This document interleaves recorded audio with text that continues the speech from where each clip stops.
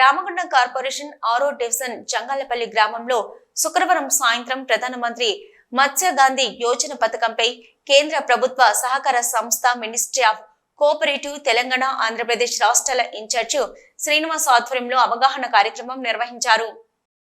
ఈ సందర్భంగా శ్రీనివాస్ మాట్లాడుతూ భారతదేశంలో సహకార సంఘాలను బలోపేతం చేయడానికి సహకార సంఘాలలో సభ్యుల సంఖ్యను పెంచుతూ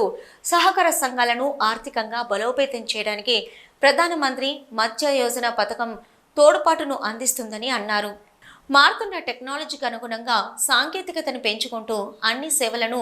అందుబాటులోకి తీసుకురావడానికి కృషి జరుగుతుందని తెలిపారు. మంత్రి నరేంద్ర మోడీ గారి యొక్క ఆధ్వర్యంలో కేంద్ర సహకార మంత్రిత్వ శాఖని గౌరవనీయులు అమిత్ షా గారి యొక్క నాయకత్వంలో కేంద్ర సహకార మంత్రిత్వ శాఖని ఏర్పాటు చేయడం ద్వారా భారతదేశంలో సహకార వ్యవస్థని ఆర్థికంగా బలోపేతం చేయాలన్న ఆలోచనతోటి ముఖ్యంగా సహకార సంస్థల్లో సభ్యుల భాగస్వామ్యాన్ని పెంచడం ద్వారా సంఘాలలో వ్యాపారాన్ని అభివృద్ధి చేయడానికి, అదేవిధంగా మారుతున్న కాలానికి అనుగుణంగా టెక్నాలజీని వాడుకుంటూ సభ్యులకు కావలసిన అన్ని రకాల సేవలను అందించడానికి వీలుగా, అదేవిధంగా సహకార సంస్థల ద్వారా రైతుల యొక్క ఆర్థిక క్షేమాన్ని, ఆర్థిక శ్రేయస్సుని పరిష్కరించడానికి, వారి పాటుపడటానికి మార్కెటింగ్ వ్యవస్థను కూడా బలోపేతం చేయడం, అదేవిధంగా కామన్ సర్వీస్ సెంటర్స్ అనే పోర్టల్ ని వినియోగించడం ద్వారా సహకార సంస్థల్లో సభ్యులకు అవసరమైన అన్ని రకాల ఈ సేవల్ని అందించడం ద్వారా సహకార సంస్థల యొక్క ఆర్థిక సౌలభ్యతను పెంచడానికి, ఆర్థిక క్రమశిక్షణ పాటించడానికి వీలుగా ఆర్థిక వ్యవహారాల్లో అంకిత భావాన్ని, జవాబుదారీతనాన్ని పెంచడానికి పూర్తి స్థాయిలో రాబోయే రోజుల్లో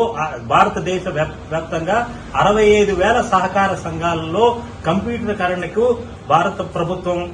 ఆమోదం తెలిపడం జరిగింది. నబార్డు ద్వారా దీనికి సంబంధించిన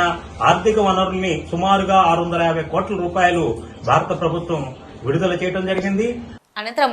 జిల్లా పర్యటనకు వచ్చిన కేంద్ర ప్రభుత్వ సహకార సంస్థ కోఆపరేటివ్ తెలంగాణ ఆంధ్రప్రదేశ్ రాష్ట్రాల ఇన్ఛార్జి శ్రీనివాసును గౌతమి నగర్లో బీజేపీ మహిళా మోర్చా రాష్ట్ర నాయకులు సోమారపు లావణ్య, అరుణ్ కుమార్ సాల్వలతో సన్మానించారు. ఈ కార్యక్రమంలో ప్రధానమంత్రి మత్స్య గాంధీ తెలంగాణ ఆంధ్రప్రదేశ్ రాష్ట్రాల చైర్మన్ పూలబైన భూమయ్య, పెద్దపల్లి మత్స్య గాంధీ ఇన్ఛార్జి పద్మ, మంచిర్యాల జిల్లా ఇన్ఛార్జి సంపత్ తదితరులు పాల్గొన్నారు.